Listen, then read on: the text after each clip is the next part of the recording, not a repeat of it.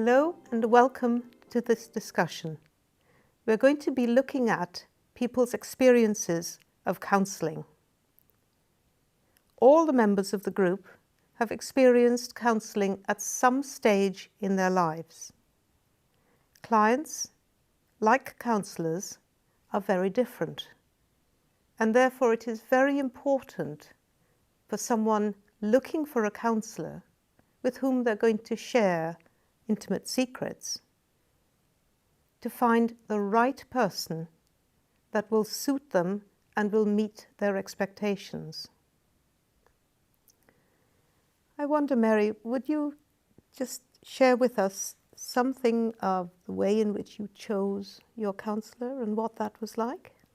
Once I decided to go for counselling, a friend of mine advised me to actually interview a series of counsellors to actually find the one that I felt I could work with.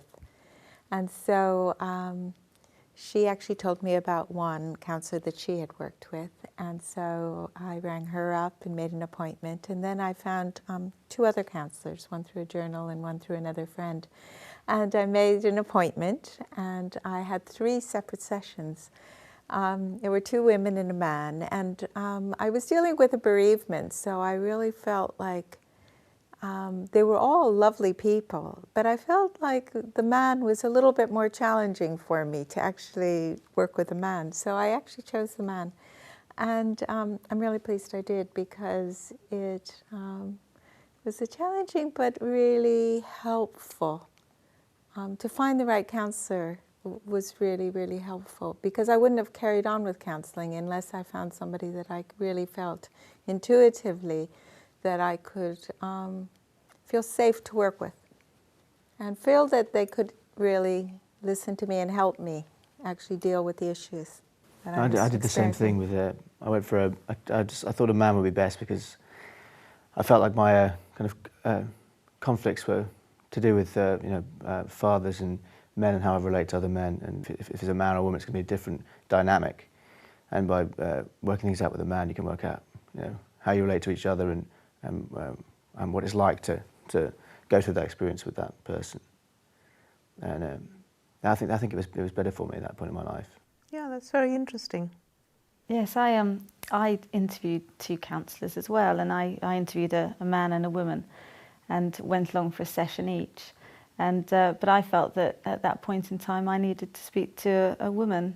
But the other chap was really sweet and kind, and he didn't mind at all. He was really open about it and didn't mind that I needed to go and have a woman as my counsellor. So it was great.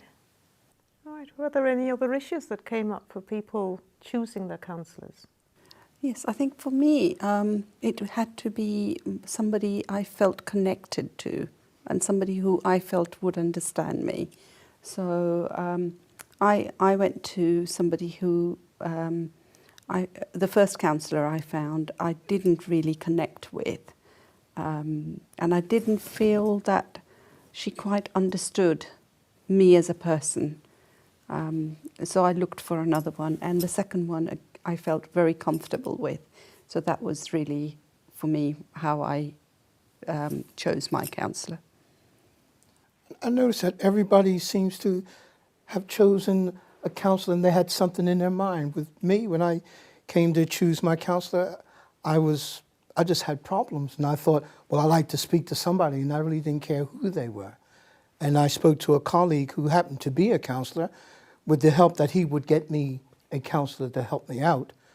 And he was the one who talked to me, and we did click. But I didn't have in mind a particular person. I just wanted someone to listen to what I had to say. Mm. Yeah, that was the same with me. When I went in to see my first counsellor, I sort of had a completely open mind and went in and spoke. And I noticed that she wasn't the right counsellor for me, because there was loads of silent moments, so to speak. And I just couldn't get my head around these periods of silence. But I did find another counsellor who sort of talked more with me about issues. Right, so between you have chosen counsellors to meet your requirements, issues to do with men thinking that you would like to work with a man, something about connectedness and you being a person. For you, it was just someone who met your needs, who could respond and help you with your problems. And you were aware that you wanted a more active kind of interaction. So having chosen this person, what was the first session like? 'Cause that can be quite challenging. Well, for me, the session almost started from my speaking to him, because he was saying, well, tell me a little bit about what your problem is, and I'll think about a counselor for you.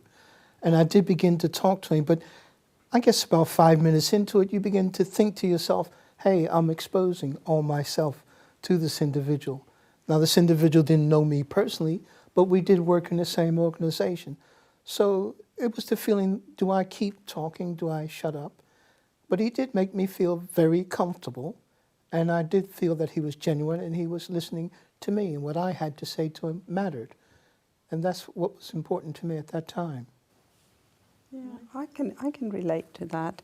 I think I was, once I started talking, once I'd made up my mind that I was going to talk, I suddenly then felt, oh, hey, can this person really understand what I'm talking about, and can they cope with what I have to tell them? But I was made to feel very comfortable and contained, and therefore I carried on talking about the issues.